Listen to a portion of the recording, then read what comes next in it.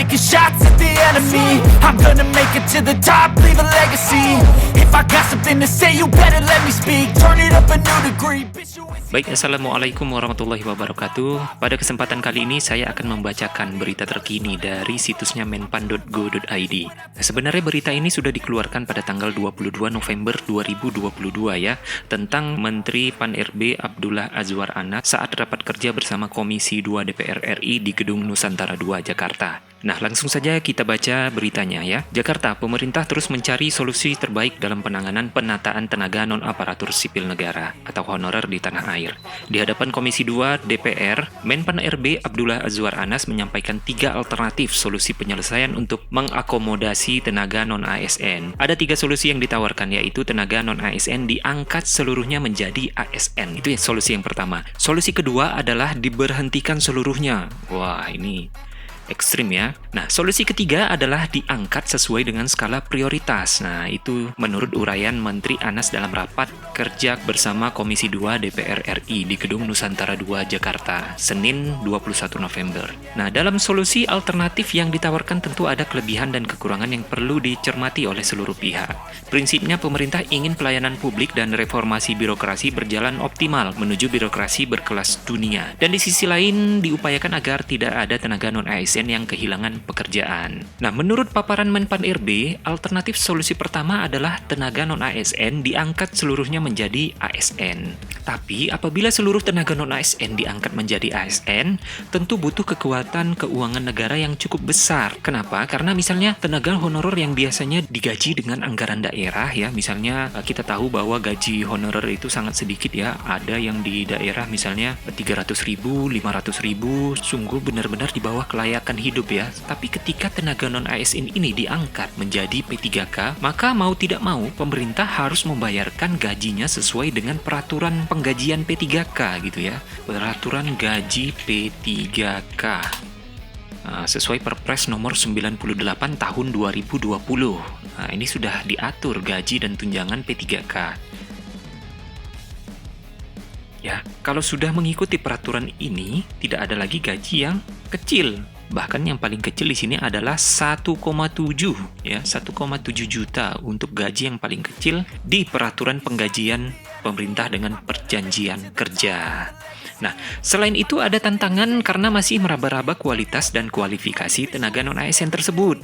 Ada yang sangat bagus kualitas dan kualifikasinya, tapi mungkin ada yang kualitasnya belum memenuhi syarat. Nah, ini salah satu contoh, misalnya ada tenaga non-ASN yang pendidikannya di keuangan misalnya ya, tapi dia saat ini bekerja sebagai honorer di jabatan komputer ya misalnya. Nah, itu artinya kualifikasinya tidak cocok dan belum memenuhi syarat ketentuan formasi yang ditempatinya gitu ya. Alternatif solusi kedua adalah tenaga non-ASN diberhentikan seluruhnya. Namun opsi ini tentu akan berdampak terhadap kelangsungan pelayanan publik ya. Konsekuensinya adalah terganggunya pelayanan publik karena banyak ASN yang masa pensiunnya sudah tiba tapi belum ada yang menggantikan di sektor-sektor pelayanan publik, terutama di sektor pendidikan dan kesehatan. Nah, ini benar juga ya, kalau misalnya ada dalam satu kantor yang pekerjaannya banyak dipegang oleh tenaga honorer tersebut ya. Ketika tenaga honorer ini hilang gitu, tugas yang ditinggalkannya itu harus ditempati oleh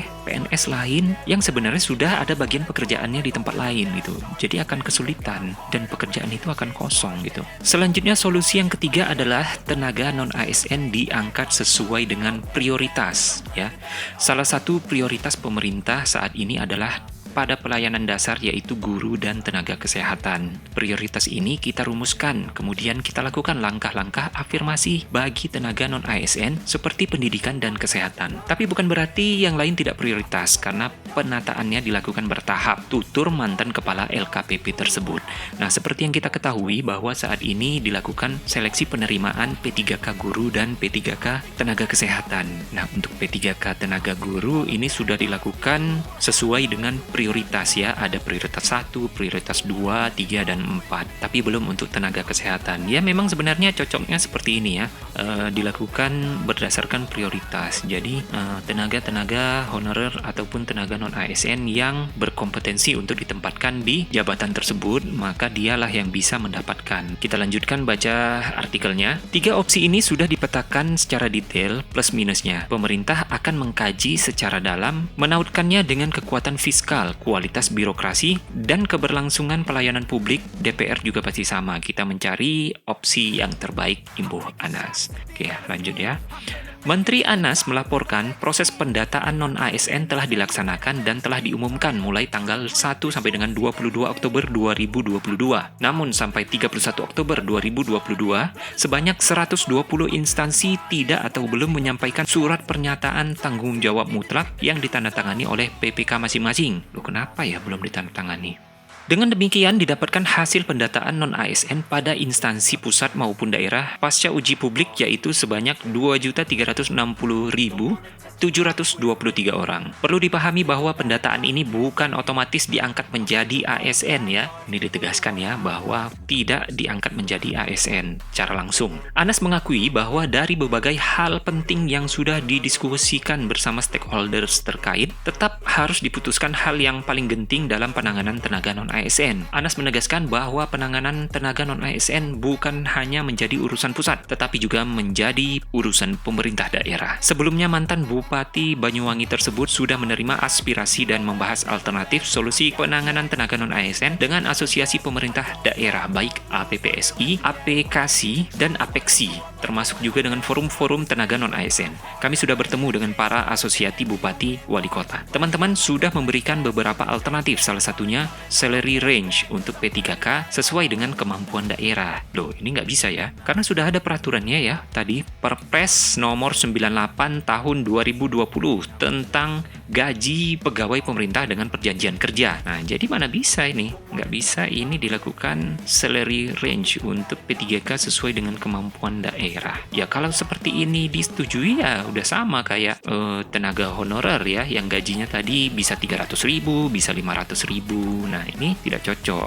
Tujuan diadakannya P3K ya harusnya untuk memperbaiki pendapatan dari setiap pekerja gitu. Selanjutnya kita baca, dalam raker dengan Komisi 2 DPR RI, Menteri Anas mengapresiasi berbagai masukan yang diberikan oleh pimpinan dan anggota Komisi 2 DPR RI kepada pemerintah dalam penanganan tenaga non-ASN. Terima kasih karena hari ini kami banyak menerima masukan yang sangat strategis dan insight dari Bapak Ibu Komisi 2 DPR. Kami juga mohon dukungan pimpinan dan anggota Komisi 2 agar bisa untuk mengerjakan tugas yang berat ini. Tapi insya Allah, kalau didukung Bapak Ibu, mudah-mudahan jadi ringan, tutup Anas. Nah, berarti Menpan RB sebenarnya minta rekomendasi dari Komisi 2 DPR. Oke, mungkin itu saja yang bisa saya sampaikan ya tentang informasi tindak lanjut seperti apa nantinya nasib para tenaga non-ASN. Nanti jika ada berita-berita terbaru lagi akan saya informasikan di sini. Jangan lupa di like dan tekan tombol subscribe-nya. Akhir kata saya ucapkan terima kasih. Wassalamualaikum warahmatullahi wabarakatuh. You cannot save me, 'cause I don't need saving. It's everything I've been chasing, all here for the taking. Don't wanna test your luck with me,